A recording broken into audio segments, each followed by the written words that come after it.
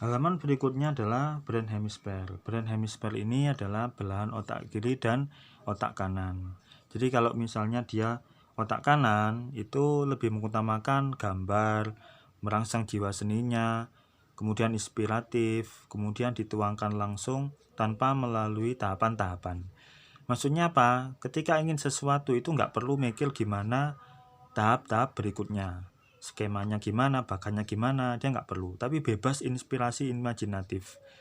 Kadang suka loncat-loncat ya temanya, ya loncat itu ke sana ke sini ya, temanya itu nggak karu-karuan, tapi kemudian inspiratif gitu. Jadi nggak ada urut-urutannya.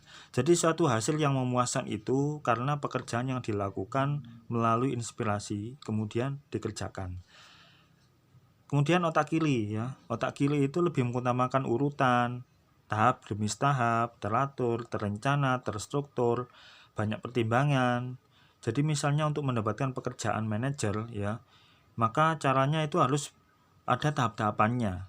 Belajar tentang manajemen, ngelobi temennya, ngelobi anak-anaknya, ngelobi pembantunya hingga sampai ketemu dengan orang yang bisa mengendalikan dia, itu penuh dengan lika-liku. Atau orang yang lebih cenderung otak kiri itu akan lebih suka kalau yang menjelaskan atau gurunya itu ada urut-urutan, bahkan terstruktur. Jadi kalau hanya teori yang bercerita itu gampang bosan. Jadi suatu hasil yang memuaskan itu karena pekerjaan yang dilakukan melalui tahap demi tahap, penuh pertimbangan, perencanaan, dan lain sebagainya. Dan kalau dilihat dari grafiknya ya, angka terendah pasti aspek genetik yang paling tinggi. Dilihat dari sini adalah yang paling tinggi grafiknya. Yang paling tinggi itu pasti angka yang terendah. Jadi setiap otak kiri dan otak kanan itu memiliki kelebihan masing-masing. Yang penting itu bukan otak kiri maupun otak kanan. Yang paling penting itu adalah keseimbangan otak. Ketidakseimbangan otak itu ditandai dengan selisih 20 angka. Jadi misalnya 89, 72. Itu selisihnya berapa? Kalau misalnya selisih lebih dari 20 angka, maka otaknya kurang seimbang.